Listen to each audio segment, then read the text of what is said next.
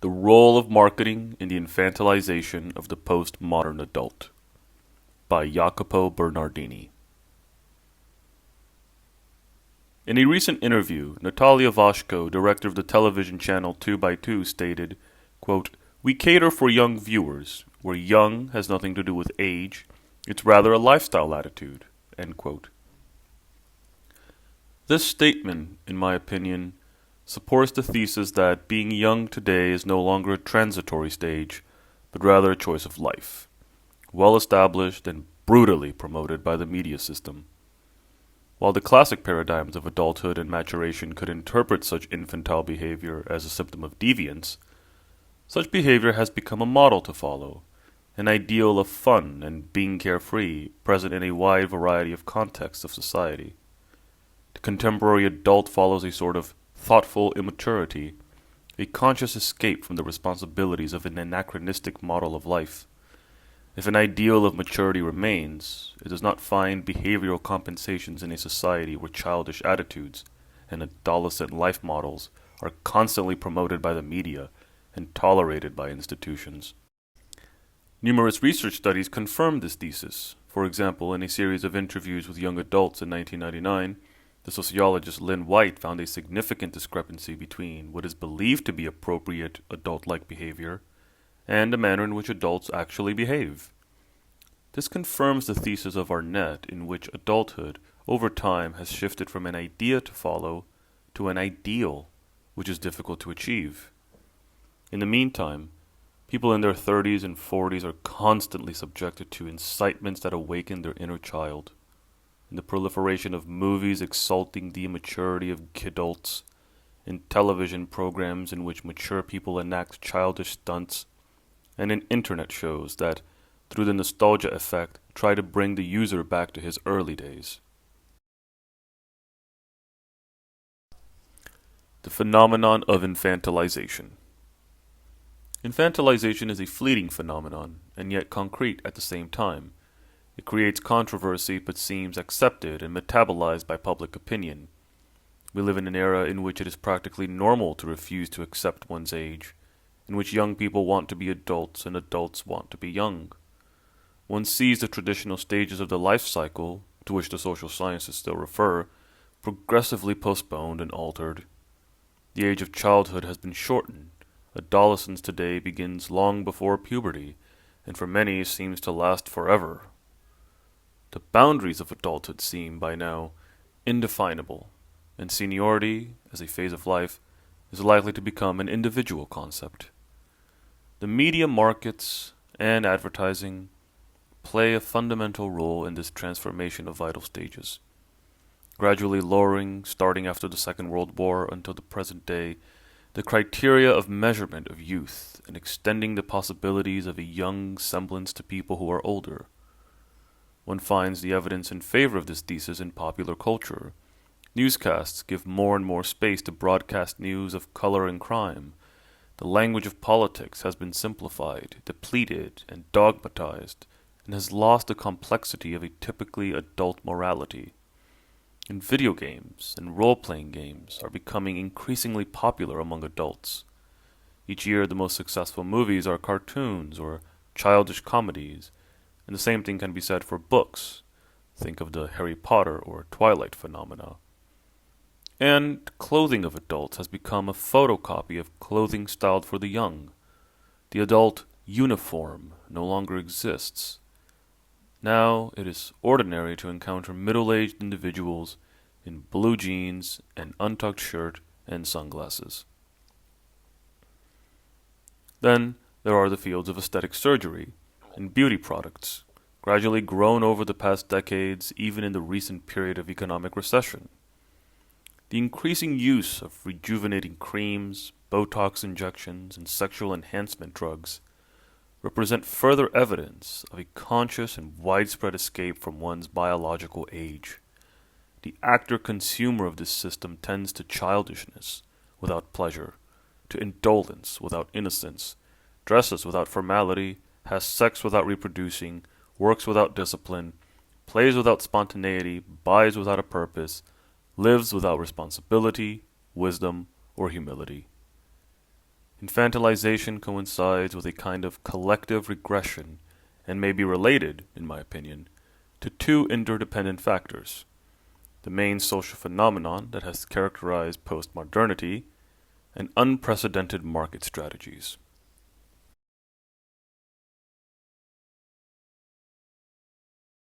Postmodernity and Immaturity.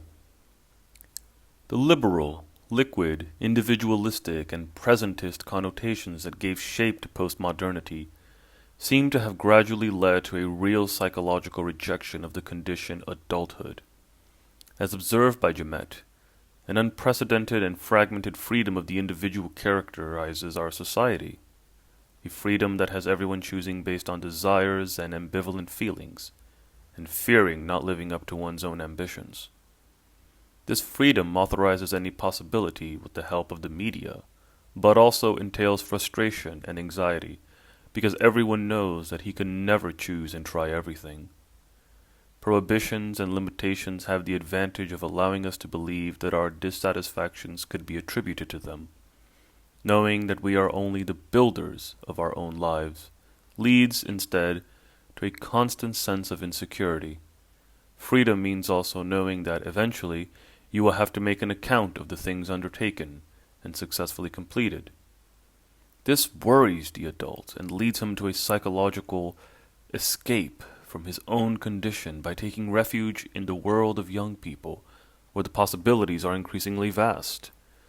Our society is liquid. It has redesigned its temporal spaces according to the dimensions of speed and possibility, and, as a result, youth appears to be the more efficacious model.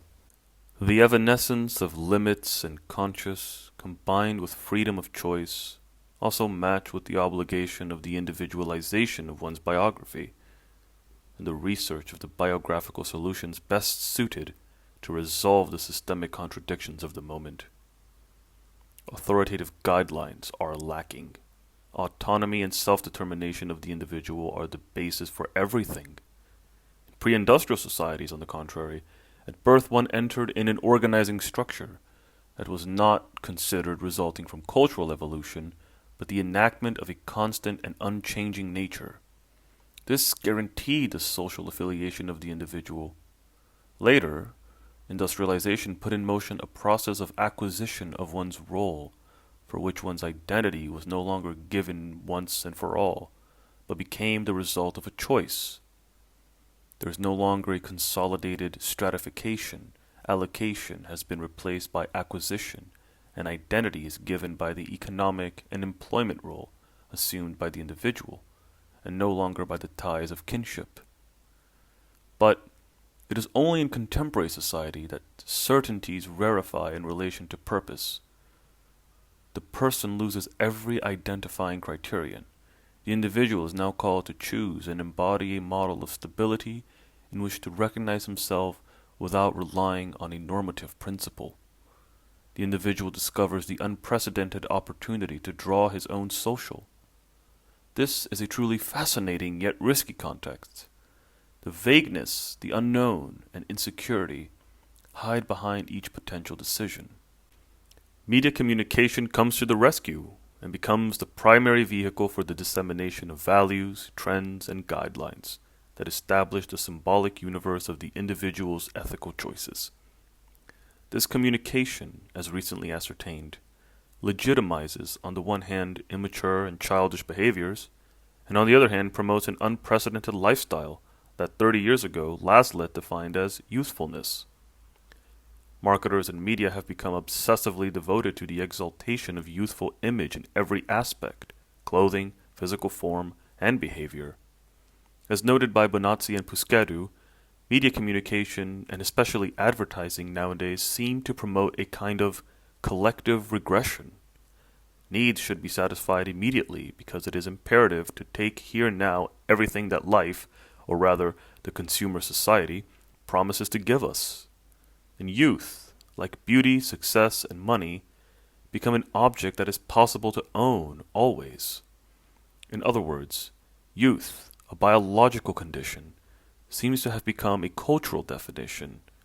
One is young not because he is a certain age, but because he is entitled to enjoy certain styles of life and consumption. Taking note of this new possibility, the media conveys a clear message. Being adult is an environmental situation that one can reject as neither attractive nor trendy. As a result, within the young adult, a defense mechanism takes over against adulthood itself, which is simplistically viewed as a set of excessive responsibilities, a threat to existential possibilities, and an unavoidable journey toward old age. Searching for immediate satisfaction, denying the future, and living in a perennial and undefined present appear both a more compelling proposal and a concrete possibility. In Freudian terms, it is the pleasure principle that dominates the reality principle. Past and future become nightmarish dimensions and are, therefore, removed. What remains is an attractive present, represented as a place where immediate pleasure and the realization of the self as eternally youthful are possible. Therefore, the transition to adulthood may not be viewed as an authentic life option, since it is the adult himself who proclaims it inadequate. Not only that, the adult who shuns his condition kills the aspiration of the youth to become an adult. It is a vicious circle where youth becomes the only real existential proposal. Presentism, another phenomenon that characterizes today's reality, is a forced choice in the individual who does not want to clash with uncertainty. In a globalized and presentist society, for which the here and now and the all at once are utmost values, the past must be zeroed from memory, and the future must be ignored, since it is predisposing to the life stage of old age. As observed by Rosa, existence is no longer designed along a line that goes from the past to the future. Decisions are made day by day, depending on the needs and desires related to the situation and the context. But the focus on the present cancels the future, the projects, and the long-term commitments, the conception of a life based on duration, stability, and irreversibility, fundamental indicators of the social recognition of the adult. Thus, a vision of an unstable and irresponsible pseudo-adulthood takes form. At the same time, the youth loses that linear dimension that the concept of transition itself should evoke, the life path becoming fickle and circular in nature, as the present is now lived and primarily represented as a preparatory dimension of the future. In the same manner, the existential phases of youth or of late adolescence are not only intended as a preliminary step of adulthood, but as a valid life option, regardless of one's age and social status. The contemporary adult can, therefore, choose to wear a mask and live without a concrete sense of time. He dwells in a universe where the diversity between youth and adulthood has not only been removed, but has become a characterizing element. We can, therefore, affirm that a new figure is emerging, a youthful adult, an adult individual who lives in a state of continuous present, that chases the existential and aesthetic paths of the young people and blends with them in order to forget and disguise his age, and especially the responsibilities and the preclusion that this entails. He is an individual who is not made, but is in the making. Whether he wishes it or not, whether he is conscious of it or not, he continues, potentially, to maintain a plurality of options, choices, and existential promises. His life never seems to appear perfectly deposited in its fundamental signs. This scares, confuses, and especially fascinates because, quote, that which is not yet attracts more than what has been, because the expectation of a dream has more charm than its fulfillment, because that which is far away from the end helps to remove the awareness that is not given to escape it for eternity. The youthful adult is a young man who has decided not to grow up and enjoys this introspective shortcoming. He lives in artificial youth with infinite potential, possibility of digressions and recoveries, an absence of the ghosts of what can no longer be. He denies his age to assume those characteristics incidental to the symbols of eternal youth, crystallized in timelessness devoid of planning and awareness. In reality, He tries to hide from the world and himself the non-acceptance of the new image of self that time is creating in spite of him. It is an image that has to be removed, kept away from the consciousness because its acceptance would be the recognition of a continuous inner and exterior changing, a process that does not change him suddenly, but that, in the course of time, modifies those psychological and aesthetic traits used to recognize himself. An alteration difficult to accept since a form of the self that he does not want to see changed is now interiorized. Infantilization as a law of the market. The youthful adult, archetypical figure of postmodern infantilization, may also be related to novel and stringent market strategies, complicit and consequent to the recent social phenomena just taken into consideration. In a recent publication, Barber introduces a concept apparently connected to such a figure, the infantilist ethos, briefly relating the phenomenon of the prolonged adolescence with the global market. Quote, "The infantilist ethos is an ethos of induced childishness, an infantilization that is closely tied to the demands of consumer capitalism in a global market economy." End quote. According to the scholar, the infantilist ethos is today strongly promoted in marketing and is effective in forming the ideologies and behaviors of current society that is so radically consumeristic, at least at the same level as the Protestant ethics were in forming the entrepreneurial culture of the first capitalist societies. The comparison of Barber, in my opinion, is more than just a simple provocation and could be a useful introduction to the understanding of the magnitude of the phenomenon. More than a century ago, Weber introduced the concept of inner-worldly asceticism, to which the origins of the capitalist spirit can be traced as consequences of the ethics of the Protestant sects influenced by the doctrines of Calvin, in particular by the dogma of predestination. This doctrine affirms that God, in his inscrutable will, has determined from eternity who will be saved and who damned. Up against the anguish arising from the uncertainty about their eternal destiny, believers have then to seek worldly success as a signal of salvation. With this thesis, Weber has not only shown the importance that the Protestant religion has played in the promotion of the capitalist economy, he has also shown that capitalism and culture are much more bound together than the limitations imposed by the economy, sociology, and psychology of the time suggested. In the same way, we can now easily correlate capitalism with the phenomenon of infantilization and search in the contemporary economy for new evidence to confirm this argument. Many scholars consider that the end of the Protestant ethic has given birth to capitalism devoid of any ethics and morals. In my opinion, the question is another. What new ethic is today's capitalism based upon in order to survive?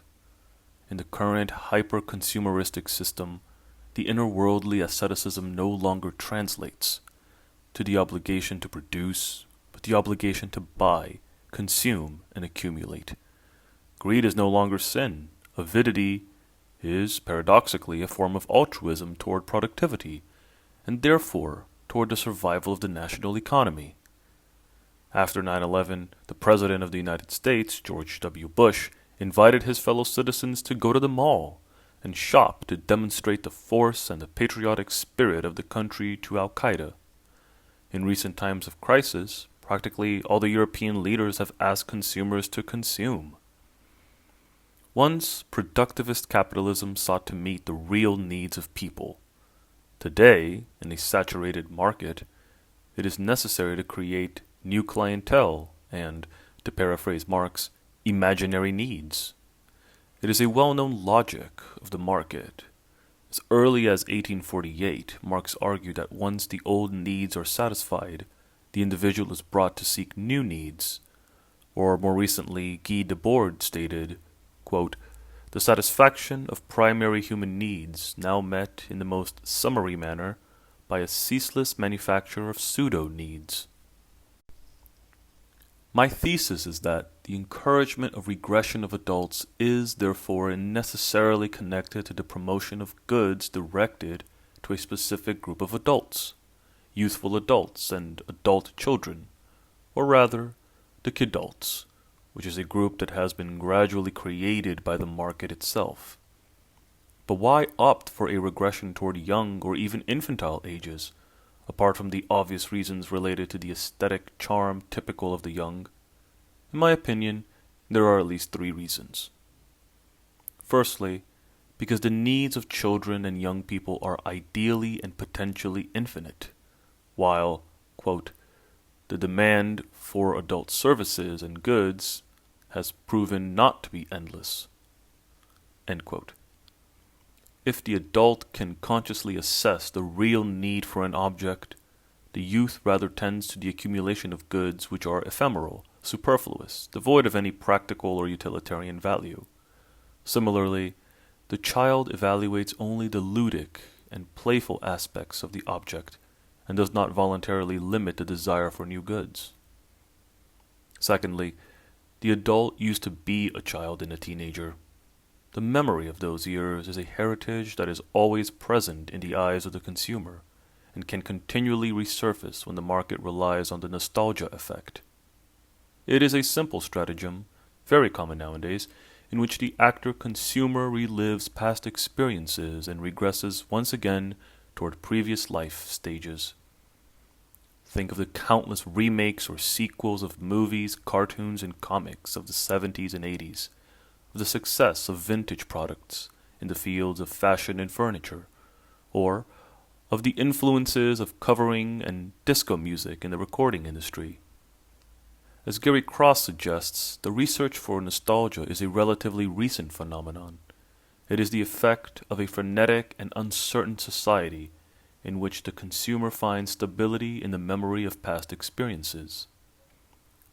Quote, the phenomenon of the search for nostalgia emerged fully only when people found an accelerating rate of change in many things so frustrating and alienating that they try to capture the fleeting past in their ephemeral culture and goods. It may seem strange that we seek stability in what lasted only briefly when we were young, but as we age, our experiences as children and teens seem to be timeless. It is not, therefore, a simplistic inability to make new resolutions. Actually, looking at the past is often more fruitful than imagining the future. The third reason is purely demographic. After the baby boom years, the birth rate in the Western world has progressively decreased, and, as a consequence, the average age has risen strongly. In fact, the average age of the world's population has increased considerably in the last 50 years, and it is assumed that it will continue to grow. If in 1950 those who were 14 years old or less made up more than a third of the world's population, today they are just 13.5%. And in 40 years, it is estimated that they will be 8.6%. In the United States, the average age has increased from 25 years in 1960 to 38 years in 2012. In Europe, the situation is even more dramatic. In France, the average age is 39.7 years, in Spain, 41.5, in Italy, 43.7, and in Germany, 44.3. Italy, in addition to having the third highest average age in the world, is also the second country in the world with the highest life expectancy at birth, 82 years, preceded only by Japan. Young people are elsewhere, in the third world and emerging economies, but they do not yet constitute an approachable market. The population of North America, which is just 5% of the world, represents 31.5% of global economic spending. The European Union, 6.4% of the world's population, represents 29%. In other words, 11% of the world's population controls 60% of the market. An important motivation for the constant promotion of infantilism by the mainstream media and marketing can be traced to this imbalance.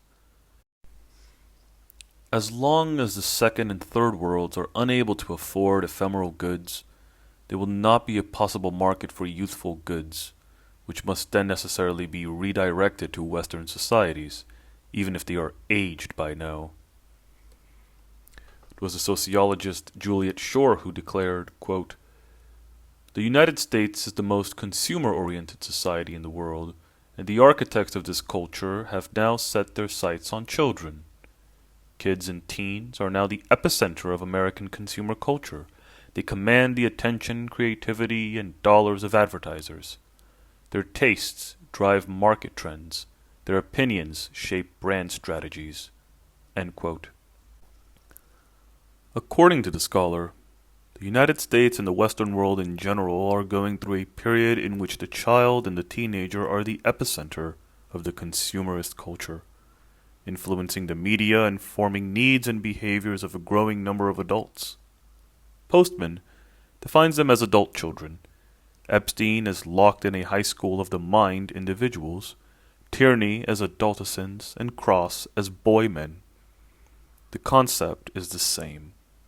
Husbands in their 40s who spend hours playing the same video games that obsess adolescents, fathers verbally and physically involved in fistfights at their children's game, politicians and managers who behave like impulsive teenagers, young adults who live with their parents and watch cartoons, and see in marriage and in parenting an obstacle to their independence. In other words, infantile adults and kidults unable to assume responsibilities. A multitude of actors are united by the same lifestyle because, if adult cultures are pluralist and distinctive, the youth culture is extraordinarily universal. It almost seems that all the Western middle-class young people live in a kind of parallel universe. Returning to a strictly economic point of view, is this not the best target for a market that wants to sell identical products in necessarily different realities? After all, as McNeill said, quote, "In general, it appears that before there is a geographic culture, there is a children's culture, that children are very much alike around the industrialized world. They love to play, they love to snack, and they love being children with other children.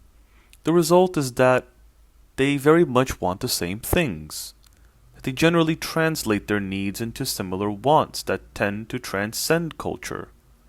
Therefore, it appears that fairly standardized multinational marketing strategies to children around the globe are viable." End quote. On the one hand, therefore, the logic of global capitalism provides for the ongoing capital investment in new factories, and consequently, an overproduction of goods in a saturated market. On the other hand, in these times of economic crisis, as the economic boom years have ended, and consumers have acquired a strong diversification in what they desire to purchase, and are apparently less likely to buy goods that are not necessities, it is in this context that, according to many economists, the child has acquired a new value as a consumer and has become the new target of marketers. The child is easily suggestible, tends to want objects that have no utilitarian purpose, is driven by individualistic, irrational, and almost exclusively playful desires, does not take into account the needs of others, and does not present a substantial diversification in tastes. My thesis, however, goes beyond this logic. The market has not caused production to deviate toward the child customer. It has rather found the ideal customer in the irrationally consumerist nature of the child. The main target remains the adult for at least two reasons: his economic resources and the massive and growing presence of adults in the total population. The promotion of infantilization by the market has this aspiration: to foster the regression of the desires of the consumer, which, as we have seen, is allowed in a postmodern scenario, in order to make them more compatible with a capitalist logic based on surplus production and equality of products. This is the reason why, in economic circles, we are far from a trivialization of fashion, an infantilization of consumption, a dumbing down of the goods, and a leveling down of cultural products. The purpose is not only to make them more appealing to adolescents or children, but to impose psychological and behavioral regression in adults. Adolescents are the archetype of a capitalism that exalts hedonism, the centrality of leisure, spending instead of saving, selling rather than investing, and that has replaced the concept of serving society with the propensity to serve oneself. Children represent the model of the ideal consumer because they are emotional, egocentric, and impulsive. Numerous research studies can function as a frame to this vision. Back in 1999, Ken Dickwald noticed that Americans in their 50s buy more than 40% of the total of consumer goods, despite representing less than 10% of the target of advertisements and television programs. The target being mostly directed at teenagers and adolescents. In a 2002 survey he edited, John Nelson ascertained that most of the Americans in their 40s and 50s show interest almost exclusively for the same things that interested them when they were adolescents or young adults, and that, thanks to the economic power at their disposal, they can now afford to buy those goods, mostly ephemeral, that they previously yearned. A few years later, Leo Bogart, throughout the analysis of a similar view, affirmed that most of the interviewees in their 40s and 50s expressed a desire to remain forever young, and saw in the accumulation of material goods a practical expedient for the realization of such desire. In conclusion, it seems clear that the socio-economic interpretation is indispensable in the analysis of a phenomenon, i.e., the infantilization, that now affects society in all its structure. The promotion of infantilism to safeguard a globalized capitalism may be, therefore, taken as a primary component of the infantilistic transformation that the media and institutions have experienced, and must surely be taken into account in the redefinition of the adulthood paradigm.